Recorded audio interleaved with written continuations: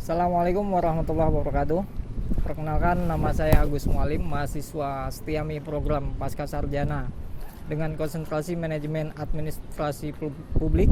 Langsung saja pada materi pembahasan tentang reformasi keuangan negara. Reformasi di berbagai aspek kehidupan telah membagikan kesadaran masyarakat, penyelenggara negara, dan pemerintah tentang perlunya pengelolaan keuangan negara yang akuntabel dan transparan untuk sebesar-besarnya kemakmuran rakyat. Reformasi bidang keuangan negara ditandai dengan terbitnya paket 3 undang-undang, yaitu Undang-Undang Keuangan Negara, Undang-Undang Perbendaharaan Negara, dan Undang-Undang Pemeriksaan Pengelolaan dan Tanggung Jawab Keuangan Negara.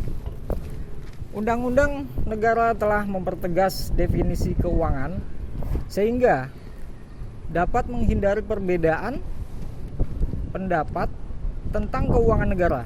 Keuangan negara adalah semua hak dan kewajiban negara yang dapat dinilai dengan uang, serta segala sesuatu baik berupa uang maupun barang dapat dijadikan milik negara berhubung dengan pelaksanaan hak dan kewajiban tersebut.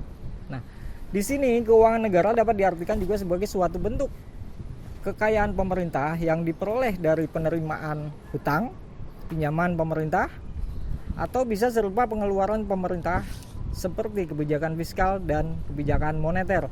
Oleh karena itu, keuangan negara harus dikelola secara tertib, ekonomis, efisien, efektif, transparan, dan bertanggung jawab dengan memperhatikan rasa keadilan dan kepatutan.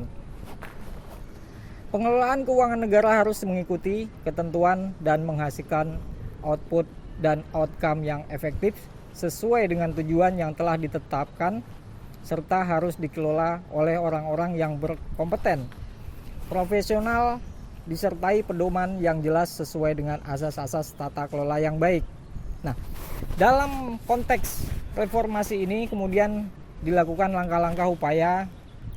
Yang pertama, mereview sistem manajemen keuangan yang ada. Kedua, menemukan kelemahan-kelemahan dan implikasinya terhadap penyelenggaraan pemerintahan, terutama di bidang keuangan negara.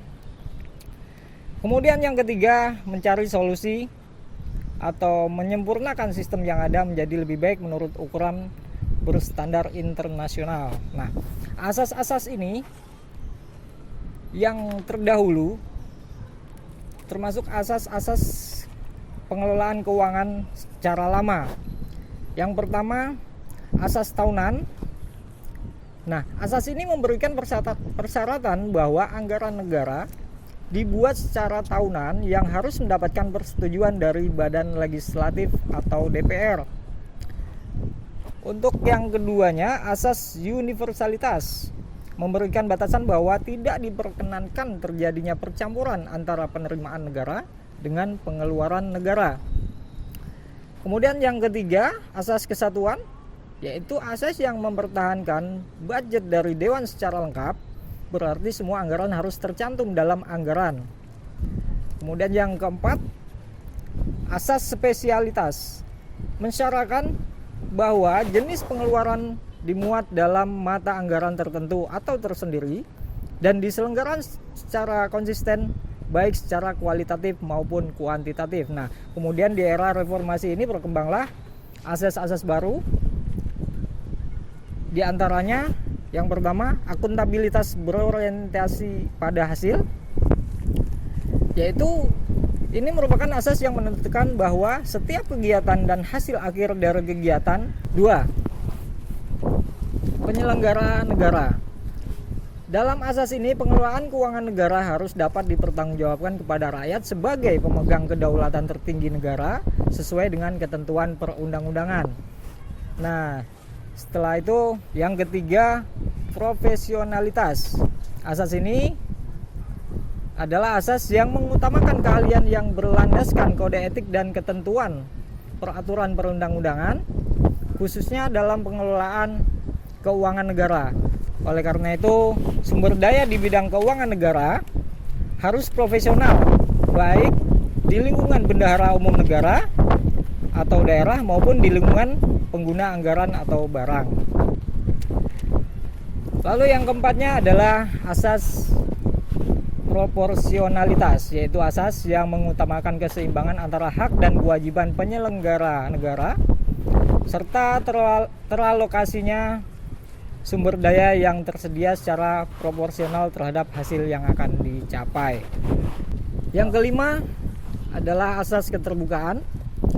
Asas ini yang membuka diri terhadap hak masyarakat untuk memperoleh informasi yang benar, jujur, dan tidak diskriminatif tentang pengelolaan keuangan negara dalam setiap tahapannya, baik dalam perencanaan dan penganggaran, pelaksanaan anggaran, pertanggungjawaban maupun hasil pemeriksaan, dengan tetap memperhatikan perlindungan atas hak asasi pribadi, golongan, dan rahasia negara. Kemudian dalam pengelolaan keuangan negara bertujuan satu, mempengaruhi pertumbuhan ekonomi. Sebagai contoh, pungutan pajak akan meningkatkan penerimaan negara, namun berdampak pada berkurangnya daya beli masyarakat yang berimbas pada turunnya permintaan masyarakat.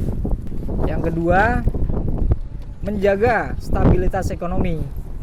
Sebagai contoh, meningkatkan ekspor dan membatasi impor. Yang ketiga, merealokasi sumber-sumber ekonomi.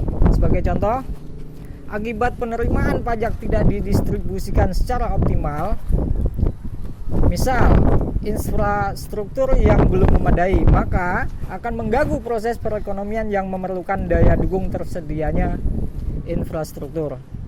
Yang keempat, mendorong retribusi pendapatan. Sebagai contoh, pemerintah menetapkan pajak yang lebih besar kepada masyarakat yang lebih mampu. Selain itu, pemerintah juga mengalokasikan dalam bentuk pengeluaran yang berpihak kepada masyarakat kurang mampu. Nah, anggaran yang terwujud dalam APBN tidak hanya menyangkut masalah penerimaan dan pengeluaran saja, melainkan bagaimana distribusinya kepada masyarakat. Dalam kekuasaan kewenangan pengelolaan keuangan negara, sebagaimana diatur dalam Undang-Undang 17 Pasal 6 tahun 2003, Presiden selaku kepala pemerintahan memegang kekuasaan pengelolaan keuangan negara, bagian dari kekuasaan pemerintah. Nah, kekuasaan-kekuasaan ini kemudian dibagi atau dilimpahkan kepada yang pertama Menteri Keuangan selaku pengelola fiskal dan wakil pemerintah dalam kepemilikan kekayaan negara yang dipisahkan. Kemudian yang kedua, Menteri atau pimpinan lembaga selaku pengguna anggaran atau pengguna barang kementerian negara atau lembaga yang dipimpinnya. Ketiga, Gubernur atau Bupati atau Wali Kota selaku kepala pemerintahan daerah untuk mengelola keuangan daerah. Menteri Keuangan selaku pelaksana kekuasaan atas pengelolaan fiskal bertugas. Yang pertama, menyusun kebijakan fiskal dan ekonomi makro. Kedua, menyusun rancangan APBN dan rancangan perubahan APBN. Tiga, mengesahkan dokumen pelaksanaan anggaran. Keempat, melakukan perjanjian internasional bidang keuangan. Lima, melaksanakan pemungutan pendapatan negara yang telah ditetapkan undang-undang. Nah, dalam kekuasaan keuangan pengelolaan keuangan negara didelegasikan kepada Menteri Keuangan sebagai CFO dan Menteri Teknis sebagai COO. Menteri Keuangan dengan penegasan fungsi sebagai CFO akan memiliki fungsi-fungsi sebagai berikut. Poin A, pengelolaan kebijakan fiskal. Poin B, penganggaran. Poin C, administrasi perpajakan. Dan D, administrasi kepabeanan. Lalu kemudian E, perbendaharaan. Menteri atau pimpinan lembaga sebagai pengguna anggaran atau pengguna barang kementerian negara atau lembaga yang dipimpinnya mempunyai tugas. Poin A, menyusun rancangan anggaran kementerian negara atau lembaga yang dipimpinnya. Kemudian poin B, menyusun dokumen pelaksanaan anggaran.